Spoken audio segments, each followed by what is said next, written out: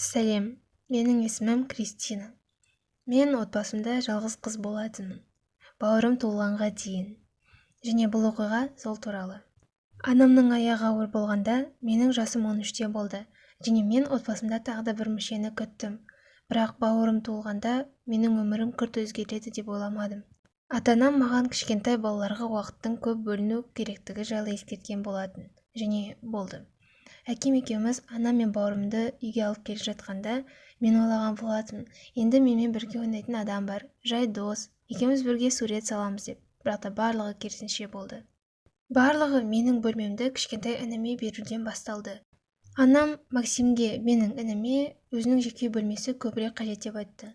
Ол жерде оның ойыншықтары, памперстері, қажетті орамалдары жатты, ал мен қонақ бөлмеге көшіп кеттім. Біздің қызықты серуендеріміз қызықсызға айналды. Анам әрдайым коляскамен бауырымды қарап отырды, әйтпесе ол жылайтын.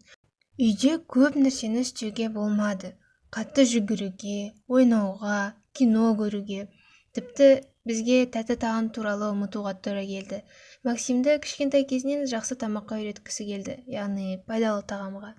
Ал туған күніме мен мысықты күткенмін, бірақ та оның орнына маған кітаптарды берді. Себебі кішкентай балаларға мысықтардың қасында болуға болмайды екен. Максим өскен сайын мен жайлы барлығы ұмыта бастады. Оның жетістіктері бағаланды, ал менікі мүлдем байқалған да жоқ. Оған әрдайым қонақтар келді, оның қызықтарына да қызықты. Және де оған көптеген ойыншықтарды сыйлайды. Ал мен осы кезде үй жұмыстарын жасап жүремін. Мені ешкім байқамайды. Ата-анамның назарын, жылуын қалай қайтаруға болады деп ойлайтынмын. Мен үй жұмыстарын көбірек жасасам, мүмкін байқайтын шығар деп ойлайтым. Бірақ та анам жай ғана рахмет дейтін немесе мүлдем байқамайтынды. Себебі бүкіл уақытты өсіп келе жатқан Максим алатын. Ата-анам інімді менен қатты жақсы көретініне қатты ренжитінмін. Және де Максимға да ызаланатынмын.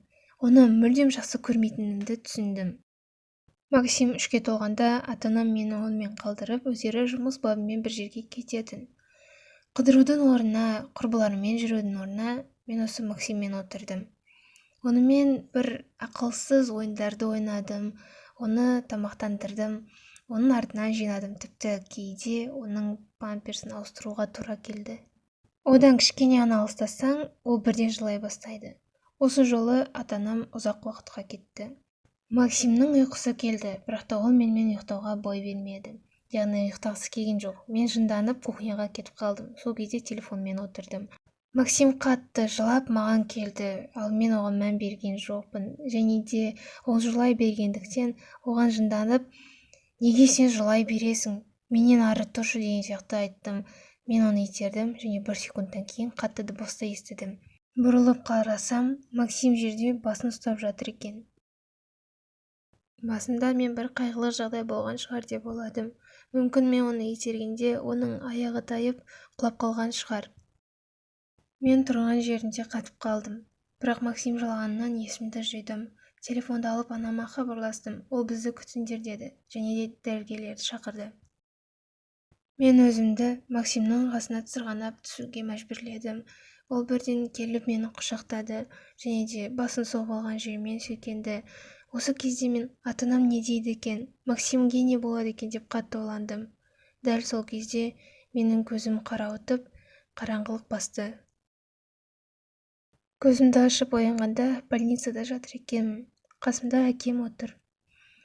Ол қатты уайымдаған екен, және де маған сен тым қатты уайымданғаннан талып қалдың деді. Ал мен жан-жағыма қарап, анам мен Максимді іздей бастадым.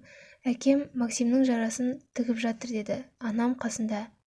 Мен қатты жылай бастадым және де әкеме оны itергенімді, сосын ол құлап қалғанын айттым.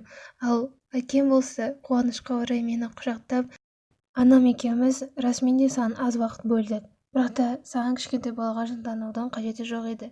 Бірден бізбен сөйлескенінде жақсы болар еді, деді. Максимді 4 күннен кейін ауруханадан шығарды. Мен оны қатты күттім. Ода барлығы жақсы. Жай ғана біраз шекесі жыртылған екен. Және қазір ол шекесінде шрам бар, кішкентай ғана жігітке ұқсайды.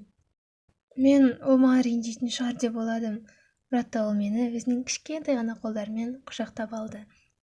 Анам расымен де қатты шаршағаны жайлы мойындады, ал әкем болса өзінің жұмыстарын ауыстырып бізге үлкен үй түзеген екен. Ол үйде менің және Максимнің жеке бөлмелері болатын еді. Менің ініме деген ашуым негізінде ата-анама деген реніш екенін түсіндім, және ата-анам інімді менен артық жақсы көреді деп ойладым, бірақ та ол олай емес екен. Енді ініммен тезірек татуласамыз деген ойдамын. Достар, мен ең алғаш рет Эрика Хантерден аудардым. Сіздерге ұнады деген ойдамын. Барлығына сәттілік.